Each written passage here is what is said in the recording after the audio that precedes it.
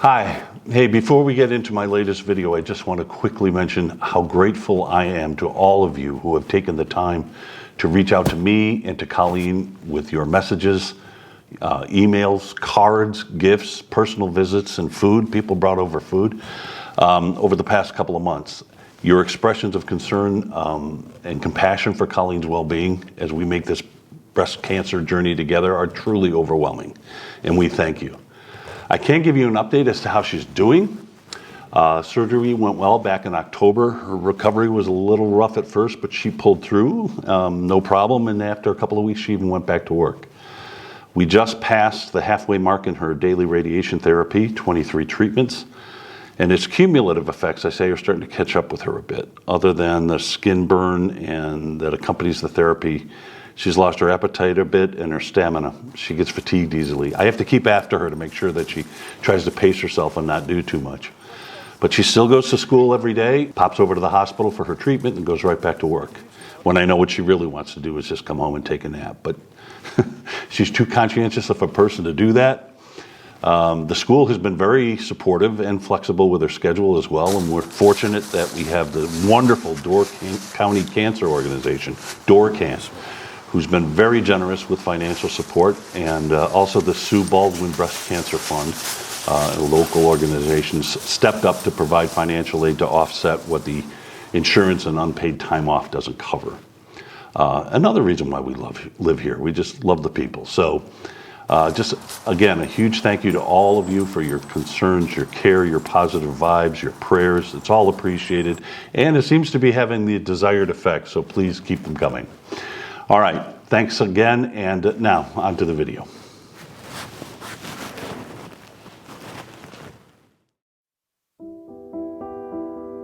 When Belgian immigrants first settled the Door Peninsula in the 1850s, among their prized possessions, their devout Catholic faith. But the dense woodlands and the cedar swamps made life and travel difficult, and the distance between the area's few churches became an intolerable hardship for many. The most devout pioneer families resorted to tradition carried over from the motherland, and they carved out hundreds of votive chapels in the woods and meadows where they homesteaded and farmed, dotting the landscape like so many beads on a rosary. Leaving home before dawn, I spent the better part of a day seeking out as many of the 35 remaining legendary chapels as I could find, in hopes of gaining a deeper understanding of their significance to the area's culture then and now. So this is one of the smaller ones I've seen. Not much bigger than an outdoor pretty. Can you hear all of the sludge trucks going by from Kennard Farms? And when I say sludge, I mean liquid manure. We're in the heart of it here in Kewaunee County. Cute barreled ceiling here. Obviously someone, family member standing outside of this thing here, a picture of her.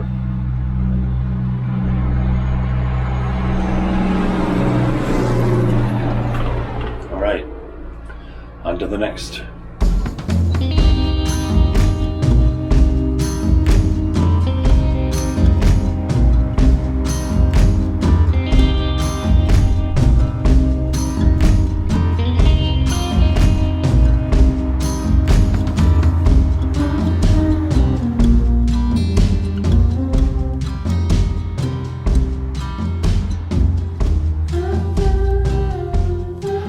This chapel is called Our Lady of the Afflicted.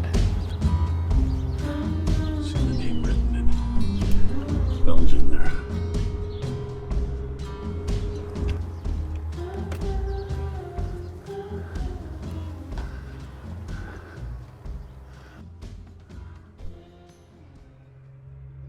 Nice, looks like it was recently maybe redone. So people come from mostly around this area. These chapels are used quite frequently to this day. Very, very devout Catholics, these Belgians. In the Alsace-Lorraine region.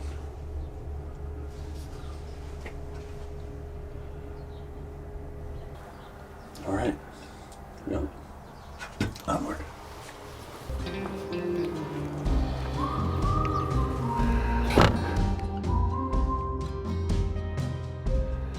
It's right across the street from a tavern.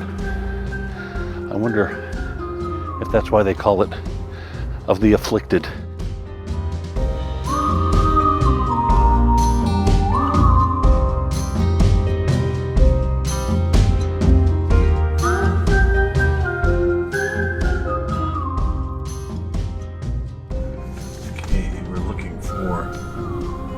Blessed Virgin Mary. After 0.3 miles, World War I. you have reached your destination. It is on your left. Soldiers Memorial Chapel at St. Martin's Catholic Cemetery.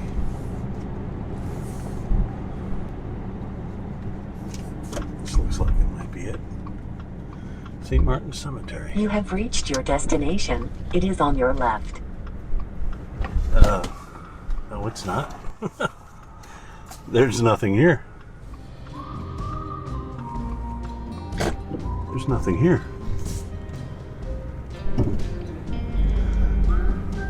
There's a farmhouse next door. But I don't see a cemetery. This looks like it was a parking lot, though.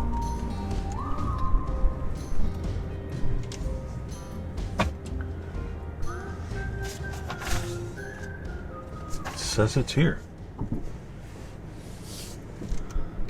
This just looks like a parking lot with a bunch of downed trees in it.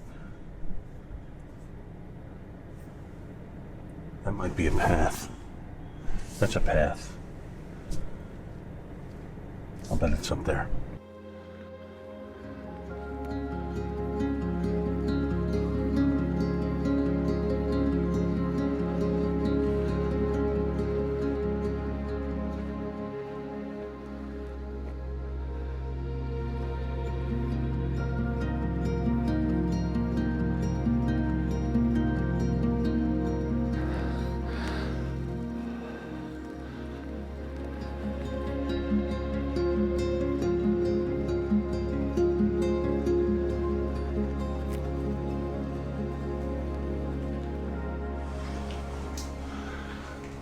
This one was hard to find.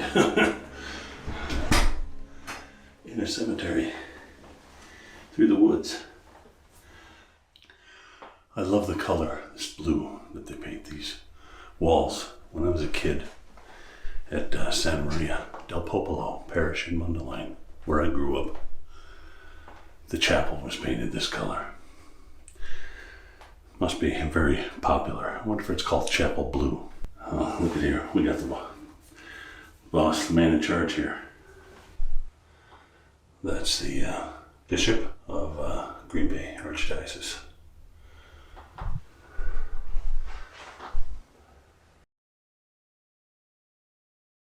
Lots of statues. This one has a kneeler as well. This isn't that old, as I recall. I think it was built and serviced for the armed forces during World War I, in hopes that those boys would be spared. All right, let's see if we can find the next one. This one was tough.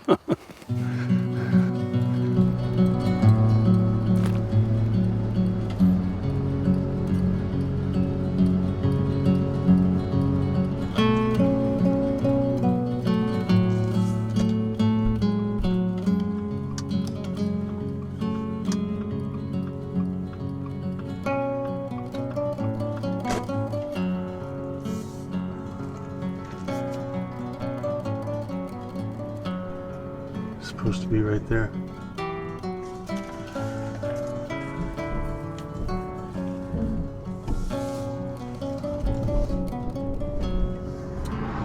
Ah, I see it. Go far enough down the road.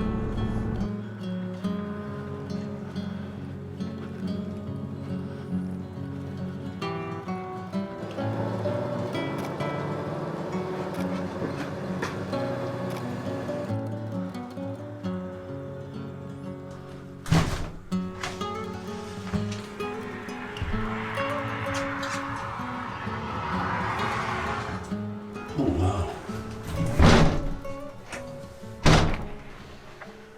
Our little free pantry. Take what you need, leave what you can. Look at that. Blankets, clothing, canned foods, Fruit Loops, mac and cheese, instant oatmeal. How wonderful is that? You know, I wouldn't call myself a religious person by any stretch of the imagination.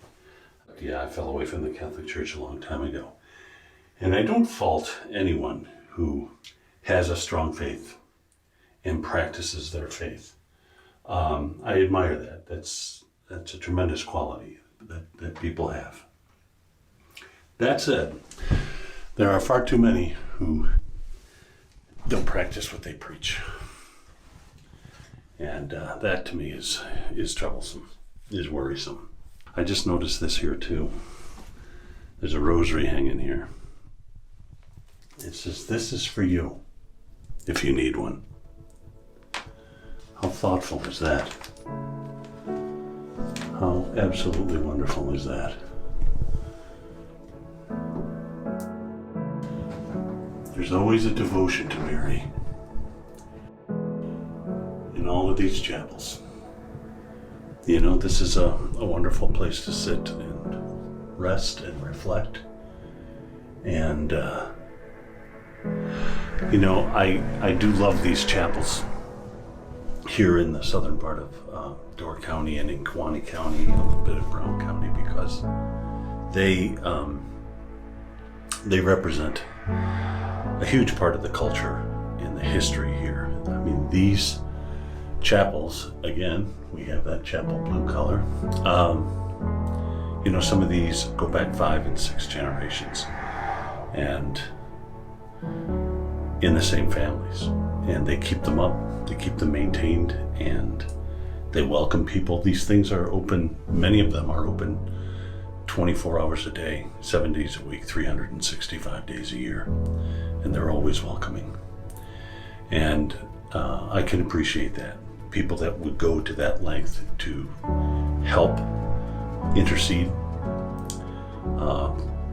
for other people. I mean, that's really an admirable quality. Like I said, I'm not a religious person, but I am a spiritual person. And I really can connect with what these places mean to these families and to the people of this area. And it truly is a wonderful, wonderful thing. And this is unique. I have not seen this before.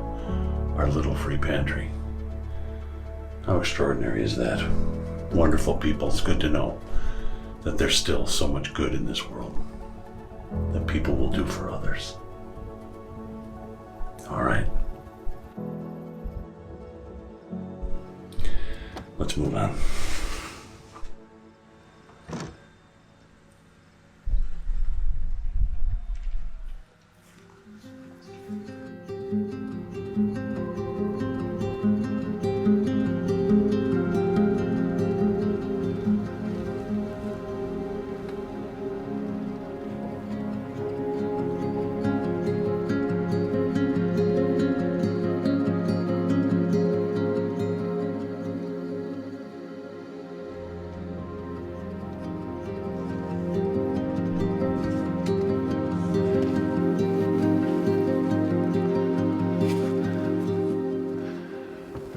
Walloon Shrine of St. Hubert and All Saints Chapel. A tribute to Northeast Wisconsin's Belgian culture and heritage.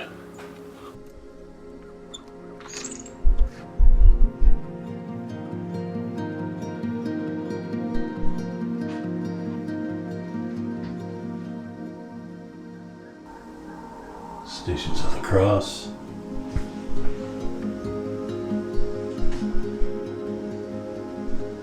Wow.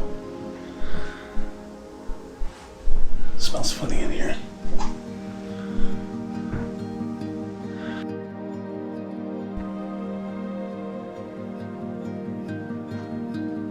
Wow. Pretty elaborate.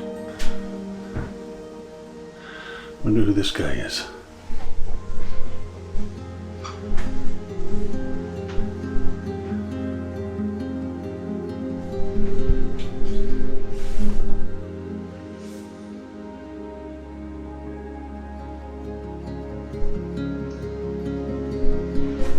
like St. Patrick. I believe that is St. Patrick.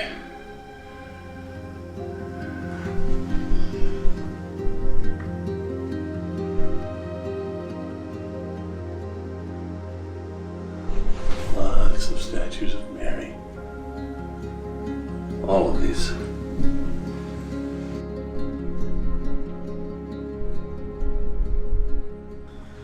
Yeah, well. How many is that now? 6? 2 or 3 more.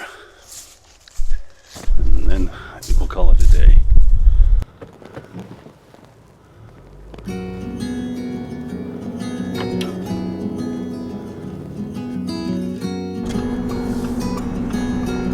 So it's getting to be about lunchtime. Been out here for at least 5 hours. It's fun driving around this part of the county during harvest. A lot of activity.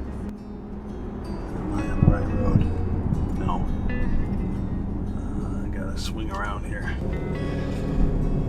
These roads are so confusing out here.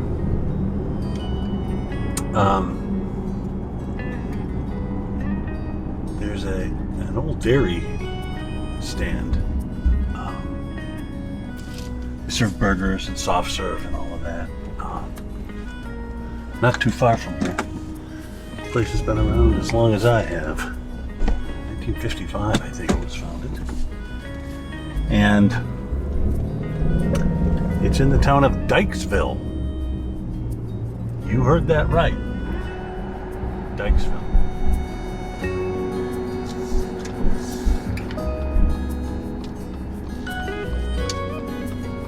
Oh no. Oh no, the frosty tip is closed.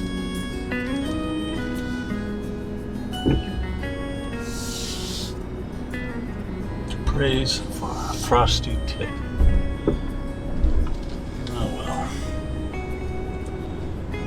Well, just have to find someplace else for lunch.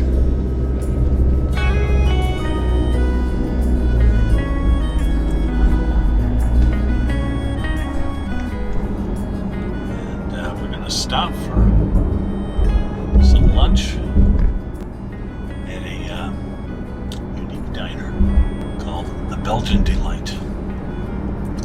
And see if my dear old friend Rosemary Van der Ty is in today.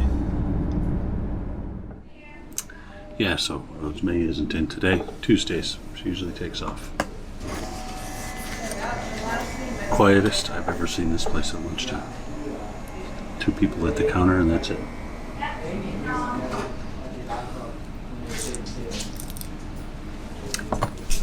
Help wanted on the window. I apologize, sir. We are out of Ma's Chicken Booyah. What? How can you be out of Booyah? It wasn't made last night. Okay, well, who do we have to blame for that? Debbie. Debbie? Okay. Yep. Yeah. We do have creamy potato and ham, creamy Sure, I'll seafood. take that. Alrighty. Thank you. You're welcome. No Booyah. Booyah is like a chicken broth soup. Belgian. It's good. There was one here. St. Odile Chapel. St. Odile's Catholic Cemetery across from East 1343 Thiry Deams Road in Thiry Deams. Okay. Let's go see where that one is. Can't be far.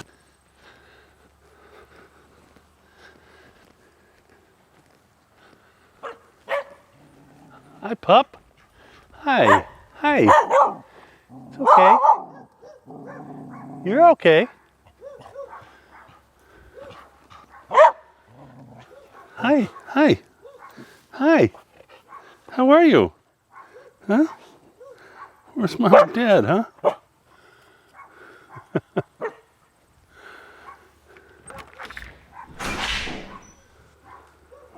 Oh, wow. Yeah.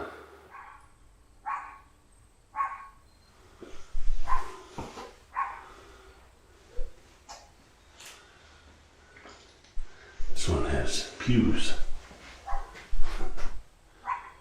Two little pews. Very nice stained glass window. Must be from the old church.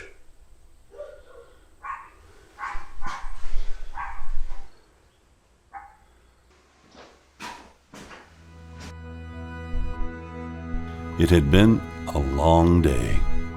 I had covered about 150 miles in search of these unique roadside chapels in the quietude of the Dore Peninsula.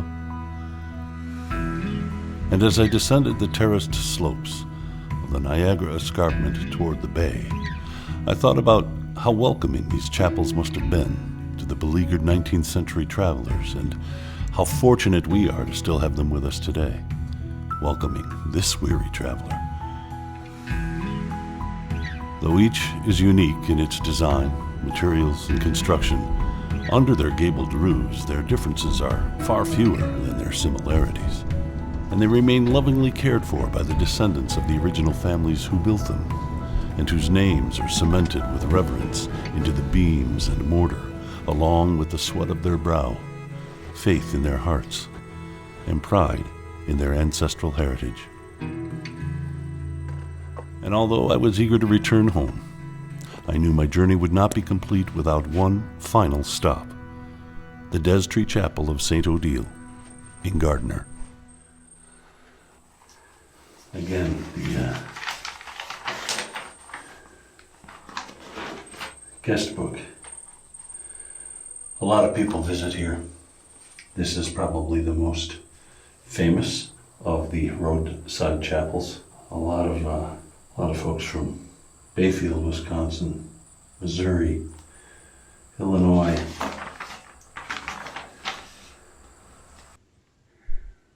This Arnie Rentmeester, who died last April, he was one of the fellows who deconstructed and reconstructed this place back in 1994, he and his brother. So this is the chapel that I don't know, I feel the most comfortable in, I guess is a word. It's the very first one I ever visited. And I wouldn't say I come here a lot, but probably 3 or 4 times a year. And it's a good 25 miles from home, so right near the Bay of Green Bay. All the way on the other side of the heel of the peninsula, the foot of the peninsula. In 1993, they kind of tore down the walls and replaced them stone by stone, marked them all and replaced them all. And when they were finished, they had a stone left over. And this is a local dolomite here from the escarpment, so probably taken from out of the fields here. This stone was presented to Betty and Vernon Destree as a relic and a souvenir. I spoke with Betty about a year ago, and it was her grandfather, Joseph Destree, who built this chapel, and he built it right after the Great Peshtigo Fire, which swept through here, destroyed everything, in October 1871. So the chapel was built in 1872 by hand, stone by stone, by Joseph Destree. And the reason he built it, just to go to show you how important and how strong their faith is. He was a stonemason, and he got lime splashed in his eyes. And of course, that can cause blindness. So he lost his vision, and he prayed to God, saying that if you will restore my vision, I will build a chapel in your honor. And he regained his vision, he healed, and never had a problem with his vision again, and he stuck to his promise, and he built this chapel. So it is the oldest in the county, and well, in the entire area. Of 30-some chapels, this one is the oldest. It's the only one made of stone.